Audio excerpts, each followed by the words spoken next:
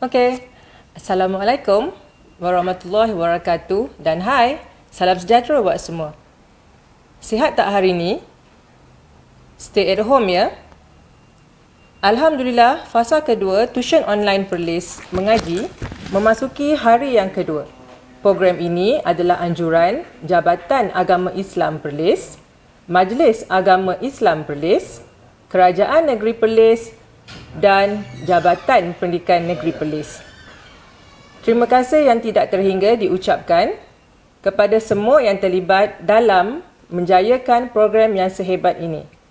Kini, tiba masa yang ditunggu-tunggu untuk saya mengisi slot Sains Sekolah Rendah dengan tajuk Cabaran Geseran.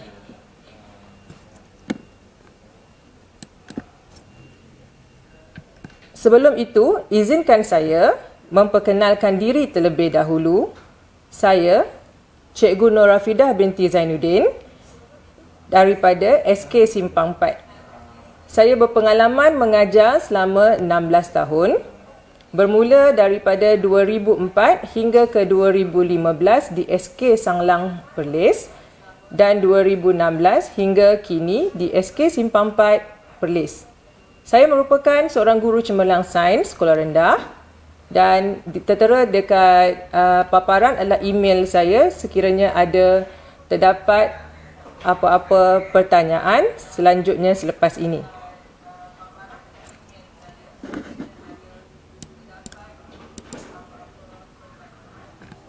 Okey, seperti mana yang kita semua tahu ya, bahawa peperiksaan UPSR dan PT3 telah dimansuhkan tahun ini. Janganlah pula nanti ada pula yang mengatakan tak penting untuk nak belajar sains dah.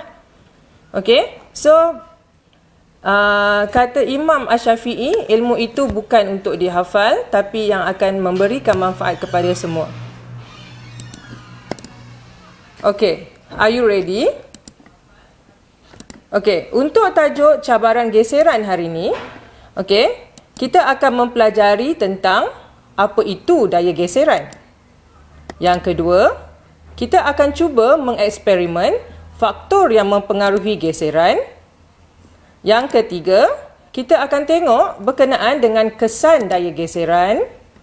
Keempat, kita akan berbincang tentang bagaimana cara untuk menambah dan mengurangkan geseran. Dan untuk anak-anak ya, okey, kita akan ada quizzes iaitu quiz secara online. Saya harap masing-masing dah boleh bersedia daripada awal untuk nak login ataupun apa sajalah. Okey. So, kita akan tengok dulu apa itu daya geseran. Okey, let's do this. Pernah tak kamu cuba meluncur di atas lantai dengan memakai sarung kaki? Apa yang dapat kamu perhatikan? Dan apakah sebab terjadi sedemikian ya? Okey. Yang kedua, cuba pula aktiviti ini. Meluncur di lantai dengan memakai kasut. Okey. Daripada situ, adakah terdapat perbezaan dengan aktiviti sebelum ini? Dan apakah sebab terjadi sedemikian rupa? Okey, ini adalah sedikit berkenaan dengan perbincangan atas apa yang berlaku ketika aktiviti itu dijalankan. Okey, yang pertama, dengan memakai sarung kaki dan menggelungsur ataupun meluncur di atas lantai akan menyebabkan pergerakan menjadi lebih lancar. Kerana permukaan yang bersentuhan itu lebih licin dan akan lebih jauh. Okey, jadi dekat situ geseran akan berkurang. Manakala sekiranya kita memakai kasut dan meluncur di atas lantai, okey, ini akan menyebabkan tapak kasut bersentuhan dengan lantai akan ada daya antara tapak kasut dan lantai. Ia akan menentang arah pergerakan dan menyebabkan ia berhenti daripada meluncur. Okey, cuba kita perhatikan corak pada tapak kasut dan bezakan pada sarung kaki. Okey, pada tapak kasut ada corak dan corak itu kasar. Okey, so kalau kita gerakkan kasut di atas permukaan, okey, ke depan dan ke belakang, katalah kita punya pergerakan tu ke arah depan, so akan ada satu daya yang akan menghalang pergerakan tersebut. Itulah dia geseran. Okey. Kita cuba pula untuk melihat berkenaan dengan aktiviti menggelecek dan mengawal bola. Satu, kita buat aktiviti tersebut di atas lantai simen. Dan yang kedua, kita buat aktiviti tersebut di atas rumput. Soalannya, di permukaan manakah bola lebih senang digelecek dan dikawal? Bolehkah kamu menyatakan sebabnya? Cuba kita bincangkan di situ. Okey, rasanya aktiviti ni ramai dah biasa buat. Terutamanya pelajar lelaki yang biasa main bola di padang. Okey, dan mana-mana tempat lah. Okey. So, kita dekat sini nak tengok berkenaan dengan perbandingan aktiviti. Okey. Kita tengok aktiviti mengelungsur dengan menggunakan sarung kaki ataupun kasut. Di mana kat sini kita boleh nyatakan. Okey, dia punya dia punya pemerhatian yang kita dapat bila kita pakai sarung kaki. Okey, nombor 1 kita dapat licin. Yang kedua, jarak yang dilalui ketika meluncur itu akan lebih jauh. Jadi bermakna dekat situ geseran adalah rendah. Manakala apabila kita memakai kasut, tapak kasut itu sendiri kasar dan jarak yang dilalui itu akan lebih dekat, bermakna geseran tinggi. Bagi aktiviti menggelecek dan mengawal bola, okey, untuk atas simen licin, susah nak kawal. Dan kita kata kat situ geseran jadi rendah. Manakala di atas rumput lebih kasar dan lebih mudah dikawal. Okey, kerana geseran tu lebih tinggi. Geseran, okey, daripada kita punya aktiviti, kita boleh takrifkan geseran tu sendiri adalah daya yang menentang arah pergerakan objek. Daya geseran juga akan menyebabkan pergerakan suatu objek menjadi perlahan dan akhirnya berhenti. Okey. So, itu adalah dia punya takrifan bagi geseran. Okey, kalau kita tengok berkenaan dengan dia punya apa yang kita panggil sebagai dia punya raja, okey, katalah kita gerakkan buku ke arah depan, okey, dengan menggunakan daya tolakan, okey, akan ada satu daya, okey, yang akan menghalang pergerakan tersebut. Itulah kita panggil sebagai daya geseran. Okey anak-anak, rasanya takrifan berkenaan dengan daya geseran dah boleh dapat ya? Okey.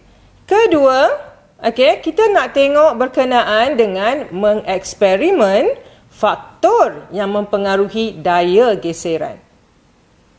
Okey, sebelum kita nak tahu berkenaan dengan faktor, okey, let us try. Kita cuba buat. Sekejap lagi kita akan ada satu aktiviti bersama dengan cikgu. Okey, so ini adalah sedikit tata cara, okey, penulisan laporan. Okey, untuk sekolah rendah. Okey, nombor 1, kita akan bahagikan kepada 3, iaitu sebelum uji kaji dijalankan, semasa uji kaji dijalankan dan yang ketiga selepas uji kaji dijalankan. Okey, sebelum uji kaji dijalankan, kita nak tahu tentang apa masalah, pernyataan masalah untuk kita nak selesaikan eksperimen kita. Yang kedua, kita nak tahu tentang tujuan kita jalankan eksperimen. Ketiga, kita perlu tahu apa alat ataupun radas yang kita perlukan. Yang keempat, langkah-langkah. Yang kelima, hipotesis. Yang keenam, kenal pasti pemboleh ubah. Manakala semasa uji kaji dijalankan, Okey, kita nak tengok berkenaan dengan pemerhatian dan juga keputusan. Dan kesimpulan pula, kita akan dapat selepas uji kaji dijalankan untuk kita nak buktikan hipotesis yang kita dah buat di awal penyiasatan. Okey, so untuk faktor yang mempengaruhi daya geseran, okey, ada dua. Yang pertama, kita ada jenis permukaan dan yang kedua, kita ada jisim objek. Okey, kali ni cikgu akan menggunakan friction and speed kit yang mana ini merupakan satu bahan inovasi Perlestim di Simposium Kebangsaan Amalan Inkuari Saintifik 2019 sebagai bahan bantu belajar. Okey. So, hari ini kita nak tengok berkenaan dengan jenis permukaan, okey, penyataan masalahnya. Bagaimanakah jenis permukaan akan mempengaruhi daya geseran? Okey, so tujuan dia menyiasat jenis permukaan yang mempengaruhi daya geseran dan alat yang diperlukan ialah kereta mainan, friction, speed and kit yang mengandungi 3 permukaan yang berbeza, iaitu kertas pasir, permaidani dan formika, pita pengukur dan pembaris. Okey, ini adalah friction and speed kit. Okey, dia merupakan sebuah alat bantu mengajar yang dapat digunakan bagi mencapai hipotesis sains tahun 6 berkaitan dengan geseran dan kelajuan. Okey. Apa isu ataupun masalah yang dapat diatasi dengan menggunakan friction and speed kit ini? Okey. So, tajuk berkenaan dengan geseran ini rasanya banyak. Okey, banyak cikgu dah buat eksperimen di sekolah. Okey, kalau kita tengok dekat sekolah ada disediakan landasan. Cuba kita tengok yang sebelum. Okey, landasan tu panjang, besar. Okey, macam saya punya dekat sekolah saya punya bilik sains saya terletak di tingkat 1. Pelajar-pelajar akan angkut landasan untuk pergi ke tempat-tempat. Contohnya pergi ke padang untuk dapatkan permukaan rumput. Pergi ke tempat lompat jauh untuk dapatkan permukaan berpasir. Dan pergi ke dewan terbuka untuk dapatkan permukaan berjubin. Okey, so masalah-masalah itu dapat diatasi dengan menggunakan friction and speed kit ni. So, kita tengok dalam masa sekejap sahaja kita boleh hasilkan. Okey? Okey. So, kita akan tengok dekat sini. Okey. So, ini adalah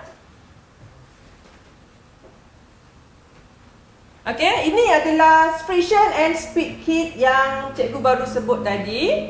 Okey. So, dalam friction and speed kit ini, okey, nombor 1 dia ada landasan.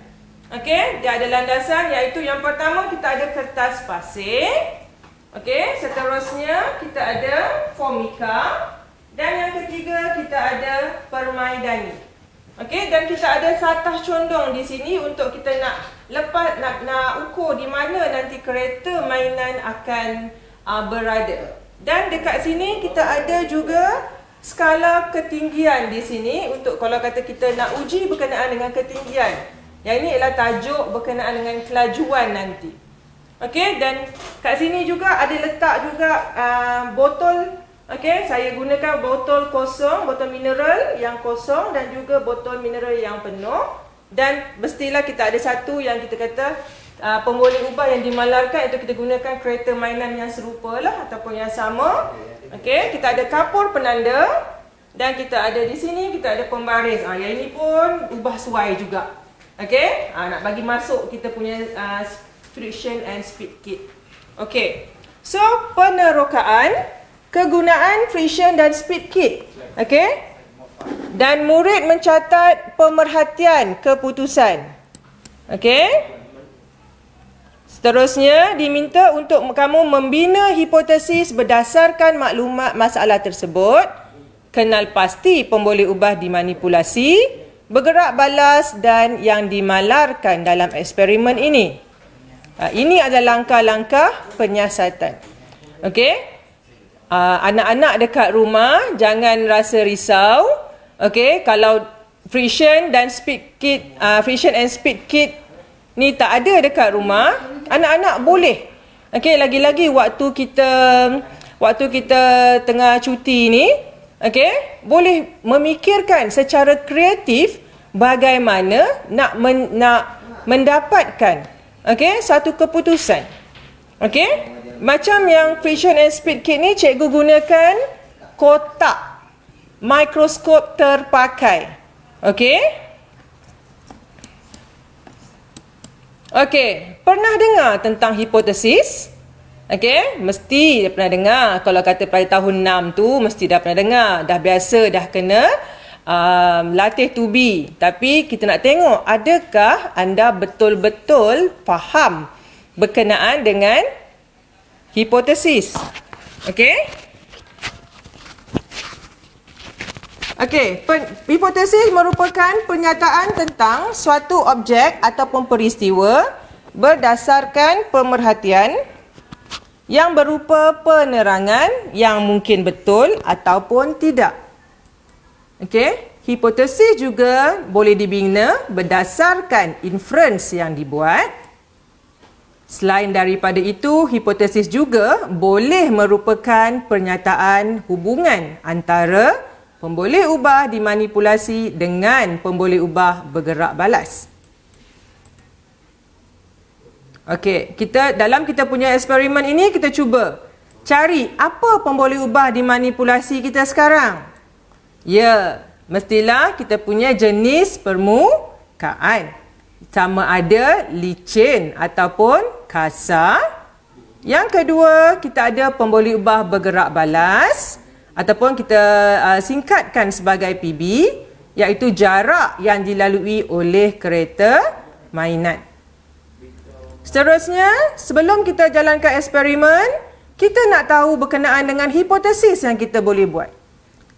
Okey? So, kalau kata dalam peperiksaan, kita akan diberikan 2 garis macam tu, ya anak-anak, untuk jawab soalan hipotesis. Okey? Boleh letakkan tanda macam yang teacher buat. Okey? So, kita boleh masukkan semakin bertambah licin permukaan, semakin bertambah jarak yang dilalui kereta mainan.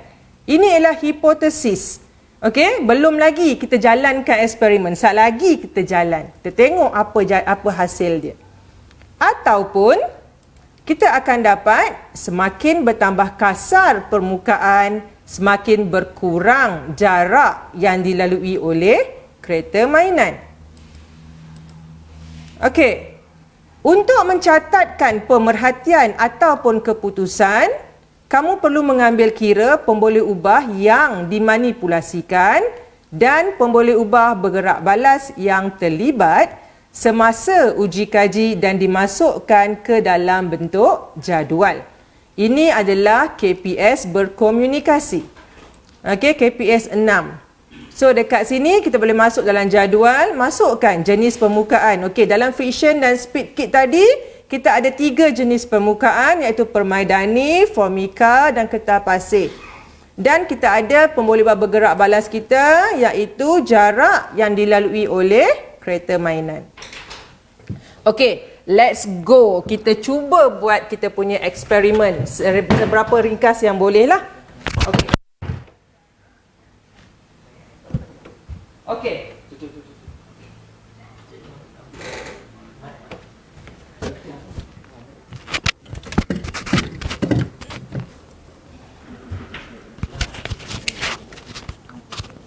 Okey, maaf atas sedikit masalah teknikal. Okey. So, kita nak tengok berkenaan dengan kita nak buktikan adakah hipotesis kita tadi betul ataupun tidak. Okey, so kita akan ambil satu kereta mainan dan kita akan cuba atas permukaan. Okey. So, ready? Okey, ni saya gunakan kertas pasir. Permukaan kertas pasir. Okey. So, kita akan ambil kita punya ukuran. Berapa cm dan menggunakan kapur penanda. Okey, so kita dapat dekat situ 12 cm. Okey, catatkan sedikit. Okey, masukkan dalam kita punya jadual tadi. Okey, kemudian kita ubah kepada formika.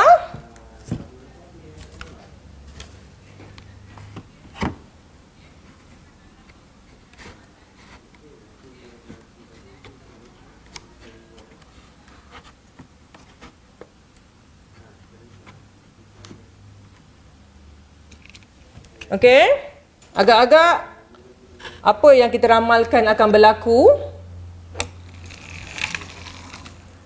Okey, berapa tu? Okey, kita catatkan dia punya bacaan. Okey, seterusnya kita ambil pula permaidani.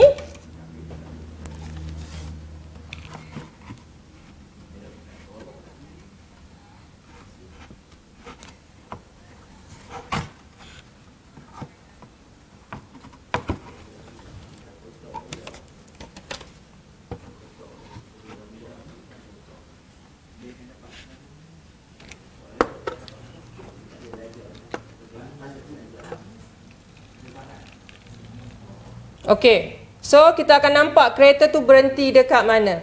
Okey, so keputusan yang kita dapat, kita masukkan dalam kita punya jadual. Okey.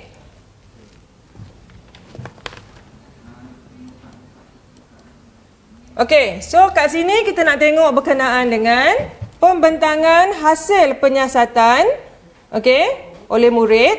Okey, wakil kumpulan menerangkan hasil dapatan yang diperolehi, di mana murid dapat membuat kesimpulan iaitu pembuktian hipotesis sama ada benar ataupun tidak. Okey, so daripada eksperimen tadi kita dapati, okey, kita dapati saya ulang semula. Okey, permaidani akan mencatatkan okey, jarak yang paling dekat, yang paling jauh ialah formika. Okey, so kertas pasir ni berada di tengah-tengah lah. Okey.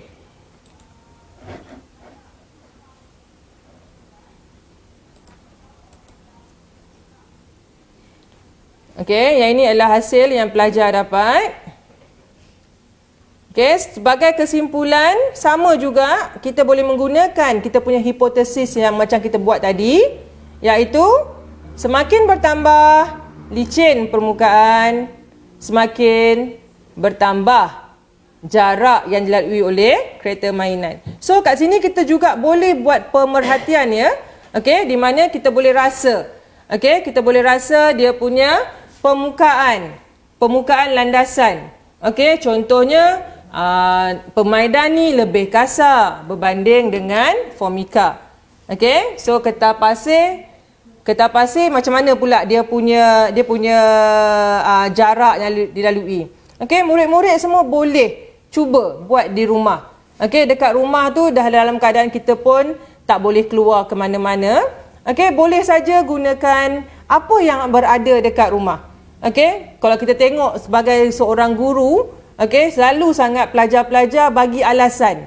Bila tanya mana buku, buku tinggal dekat rumah. Tanya mana pensel, pensel tinggal dekat rumah. Semua tinggal kat rumah. Macam kat rumah tu semuanya ada. Okey, so bila dah semua tu ada, apa kata kita gunakan. Okey, boleh cari. Okey, petang ni juga kita cuba pergi ambil, cari satu papan untuk kita lapik. Okey, contohnya kita nak ambil permaidani, rumput, apa saja. Okey, sebelum tu buat pemerhatian sikit. Awak punya permukaan tu licin ke?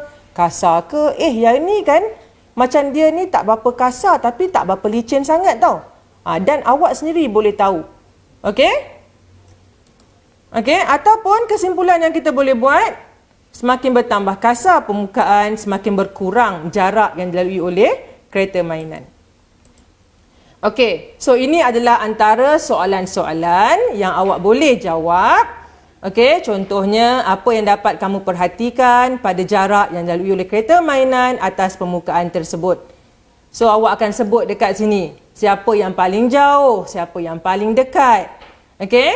So pada permukaan mana kereta yang paling, catatkan jarak yang paling jauh. Kenapa? So kita boleh bagi dekat situ. Dan adakah awak punya hipotesis yang di awal penyiasatan tadi dapat diterima. Okey.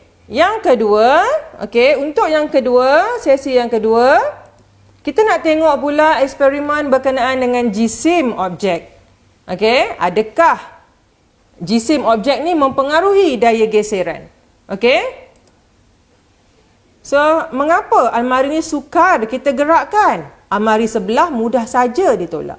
Okey, itu mungkin satu situasi yang biasa, okey, awak alami. Okey, mari kita uji dengan menggunakan bahan-bahan yang terdapat dalam friction and speed kit ini, di mana ada botol air mineral kosong dan penuh, pembaris dan juga pita pengukur. Okey, seperti biasa. Okey, kita cuba tengok. Okey, kalau tadi kalau kata kita dah mula dengan permukaan, so kita boleh ambil satu jenis lah permukaan. Contohnya kalau awak guna pemaidani, awak akan gunakan untuk pemaidani sahaja. Okey. So awak punya pemaidani ni, okey, gunakan friction and speed kit ini juga. Okey. So saya menggunakan botol air mineral. Satu yang berisi penuh, manakala yang kedua saya ambil yang telah dikosongkan. Okey, so dekat sini kita cuba buat satu eksperimen, di mana daripada sini hujung ni kita cuba tolakkan.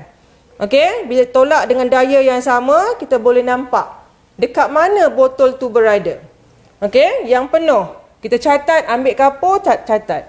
Yang kedua boleh menggunakan botol air kosong, dengan gunakan daya yang sama kita cuba tolak. Saya rasa yang ini kita kena tambah sikit air lah kot, bagi dia tak ada melelong sangat. Okey. So dekat sini kita boleh nampak mana yang lebih jauh. Tapi kat sini kita jangan gunakan yang kita punya had ketinggian ni. Sebab yang tu dia dah kira satu faktor lain pula. Ada tarikan graviti. Kalau tarikan graviti kita tengok lebih berat, dia akan pergi lebih jauh. Yang tu kita tak bincangkan kat sini lah.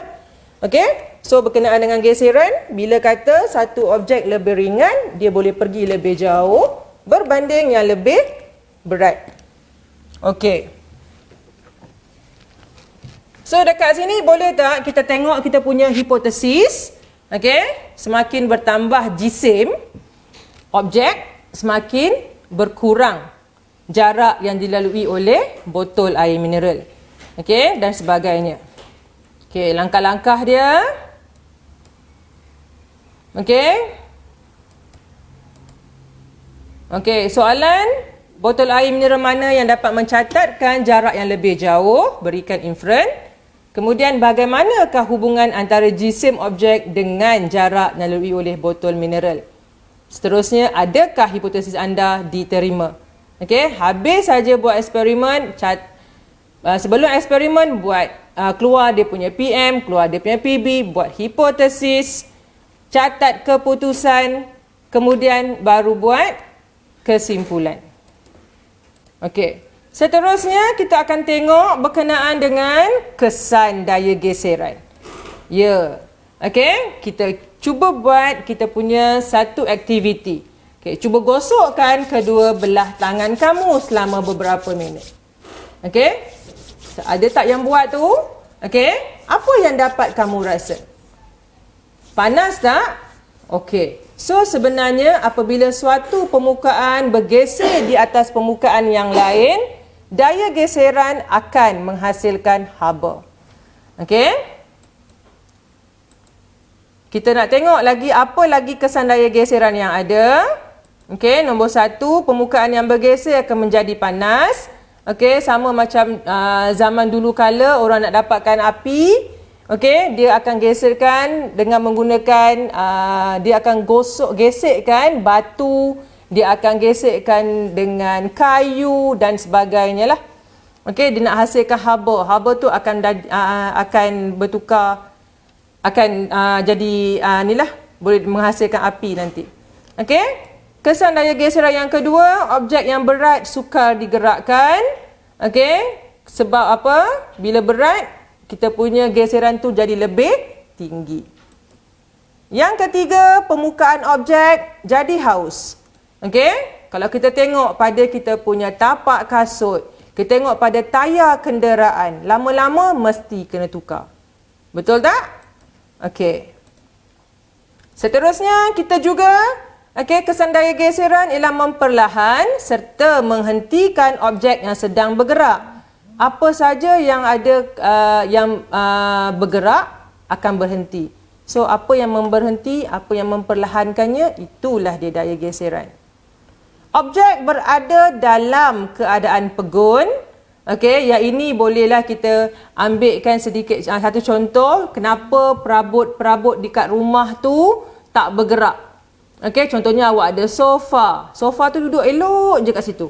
Okey, sebab dia akan berada dalam keadaan pegun. Kalau tak ada tangan-tangan ataupun kaki yang cuba nak mengganggu gugat kedudukan dia lah. Okey. Seterusnya, geseran juga akan menghasilkan bunyi. Okey. Kebaikan dan keburukan geseran. Okey, geseran akan memainkan peranan yang penting dalam kehidupan.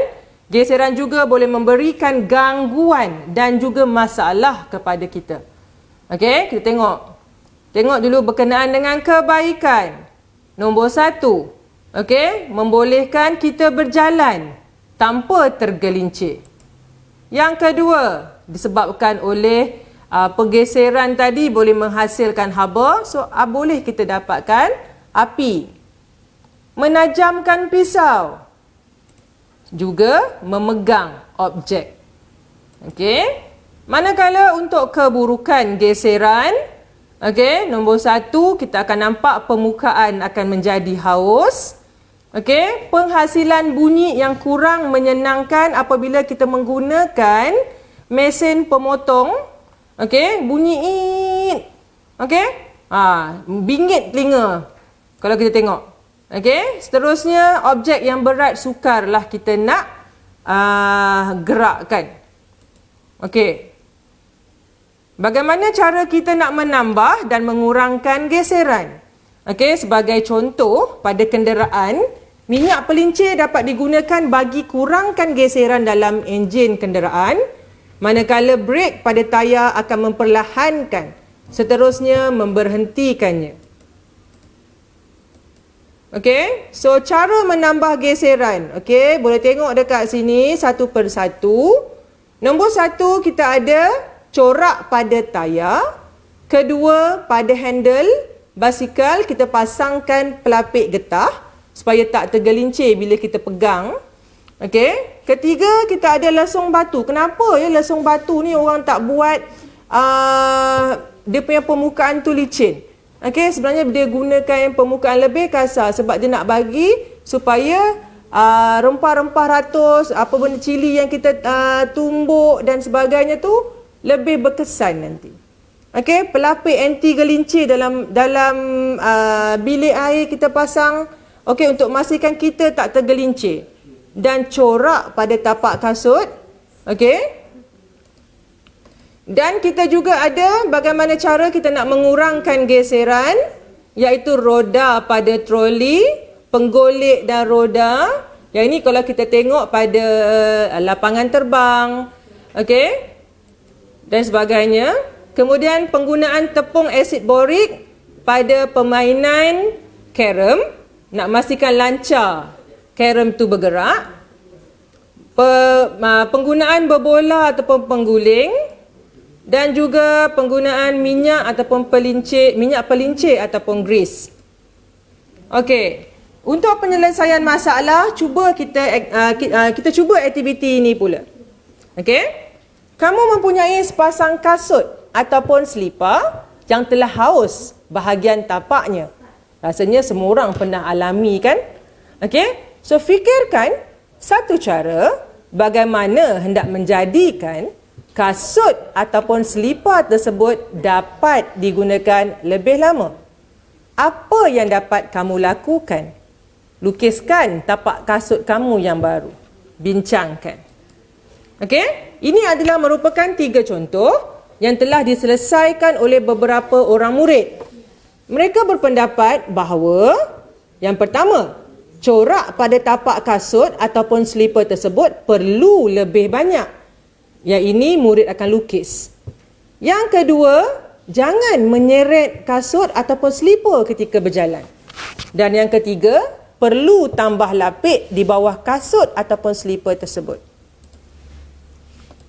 Okey, so lukisan pada tapak kasut yang dilukis ini adalah hasil daripada anak murid yang buat. Okey, masing-masing cuba untuk nak melukis. Okey, cuma kat sini kita tak ambil tapak kasut asal dengan tapak kasut yang sedia ada lah, yang baru. Okey, adakah kamu sependapat dengan mereka? Jika jawapan kamu ya, tahniah diucapkan. Kamu baru saja menyelesaikan suatu masalah yang melibatkan kehidupan seharian, iaitu dengan cara bagaimana boleh menambahkan geseran. Jika tidak, tahniah juga diucapkan. Kemungkinan ada jawapan lain dalam fikiran kamu, kan? Okey, kamu boleh berbincang dengan guru nanti, ya. Okey, so tiba masa untuk kita pergi kepada kita punya quizzes.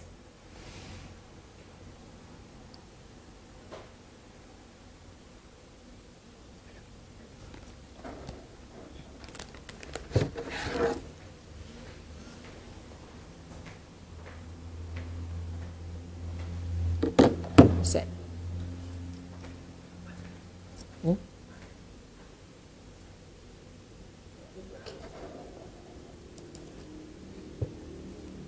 Okey, untuk kita punya quizzes, okey, dia punya aktiviti, dia punya kod ialah 323370.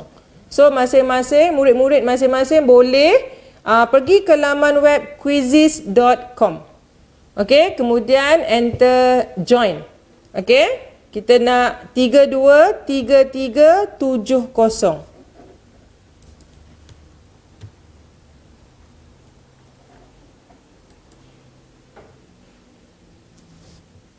Okey, kita boleh mulakan sekarang.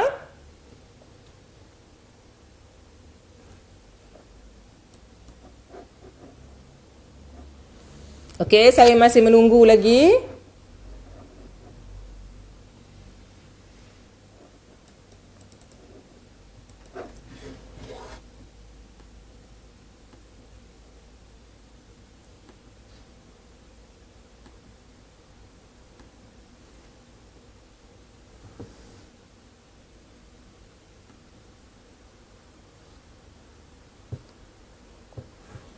Okey, dekat sini. Okey, alhamdulillah dah 43. Okey, kita mulakan sekarang.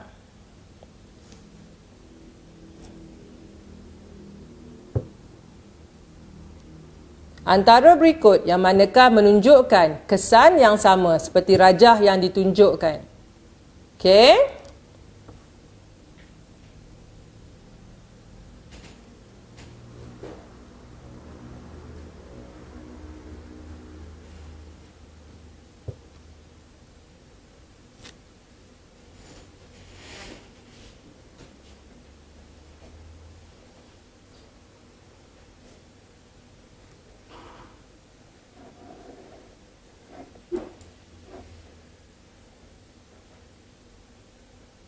Apa jawapan dia?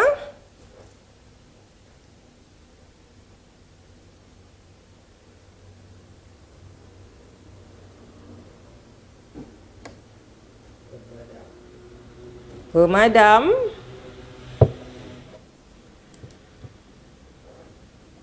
Okey. Seterusnya. Okey, sekarang saya tengok dah ada 82 orang pemain. Okey, antara berikut manakah adalah faktor yang mempengaruhi daya geseran? Luas permukaan landasan dan jisim objek. Jisim objek dan ketinggian landasan. Ketinggian landasan dan jenis permukaan atau jenis permukaan jisim objek. Mana satu, ya?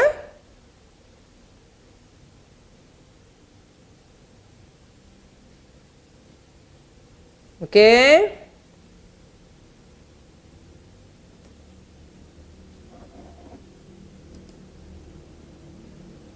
Okey, jawapan dia.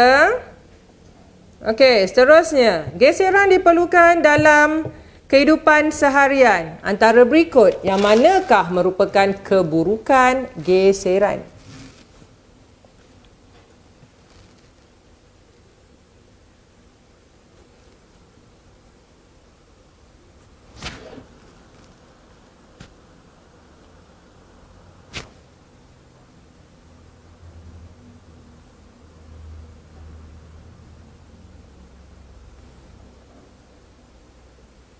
Okey, apa jawapan dia ya?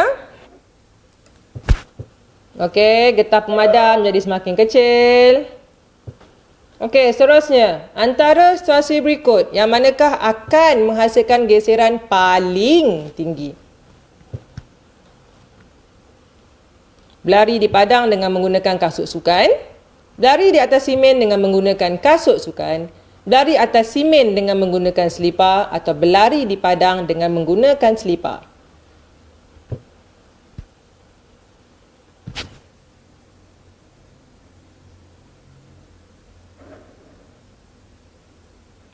Okey, jawapan dia?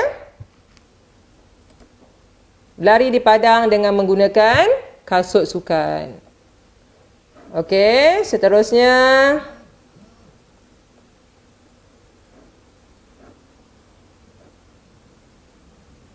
Susun permukaan mengikut daya geseran yang semakin bertambah.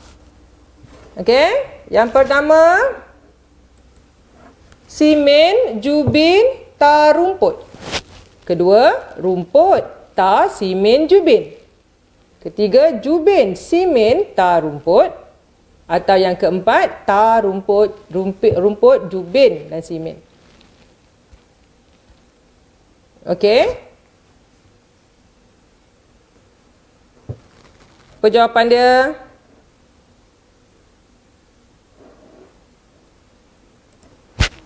Okey, jubin, simen, tar, rumput. Okey. Friction and speed kick digunakan untuk menguji hipotesis melibatkan geseran dan kelajuan, dapatkan pemerhatian melibatkan daya tarikan dan tolakan, mengenal pasti pemboleh ubah yang melibatkan geseran dan kelajuan, atau membuat kesimpulan berkaitan geseran dan daya. Mana satu? Okey. Sekarang kita ada 100 pemain ya. Okey, alhamdulillah. Okey, jawapan dia. Menguji hipotesis yang melibatkan geseran dan kelajuan. Okey, apa yang dimaksudkan dengan daya geseran?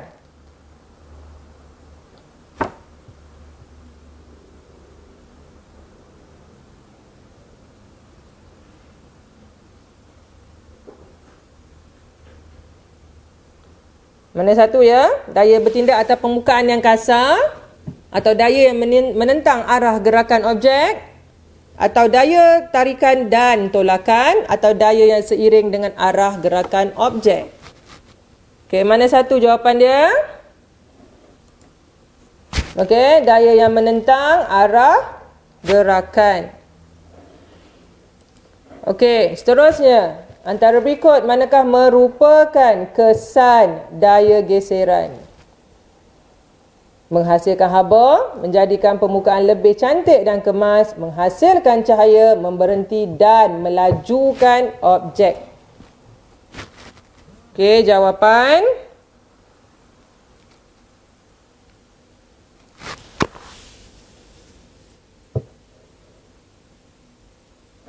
Okey, menghasilkan haba. Okey, seterusnya. Soalan yang ke-9, permukaan yang licin akan menghasilkan geseran yang lebih 1 mudah, 2 tinggi, 3 sukar, 4 rendah. Mana satu? Permukaan yang licin.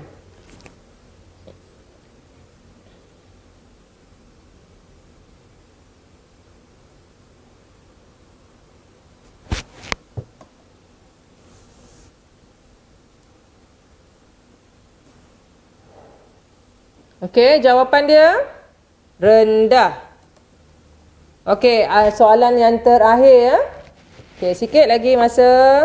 Okey, roda yang dipasang pada troli merupakan salah satu cara dalam mengurangkan geseran. Betul atau salah?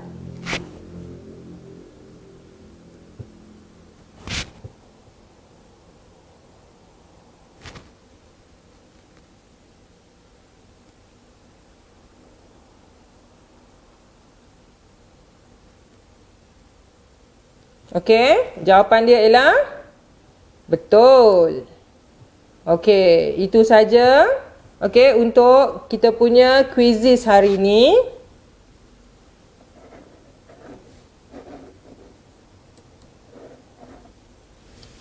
Okey, so saya boleh umumkan dekat sini yang pemain yang mendapat tempat pertama.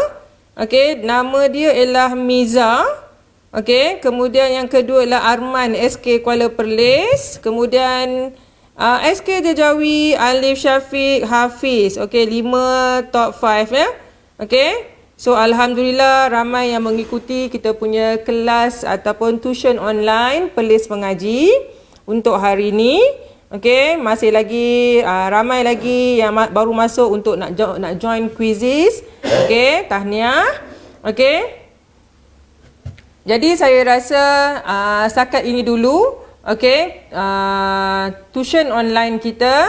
Okey, insya-Allah kita akan berjumpa semula pada 22 hari bulan 4 iaitu hari Rabu. Okey, terima kasih yang tak terhingga diucapkan. Okey, kita akan tengok berkenaan dengan kita punya hashtag stay at home, duduk di rumah, hapuskan COVID-19, thank you frontliner, dan hashtag Perlis Mengaji. Okey, terima kasih. Sesungguhnya yang baik itu datangnya daripada Allah dan yang kurang dan buruknya datang daripada diri saya sendiri. Terima kasih dan all the best untuk semua murid. Semoga apa yang disampaikan tadi dapat memberikan manfaat kepada semua. Assalamualaikum warahmatullahi wabarakatuh.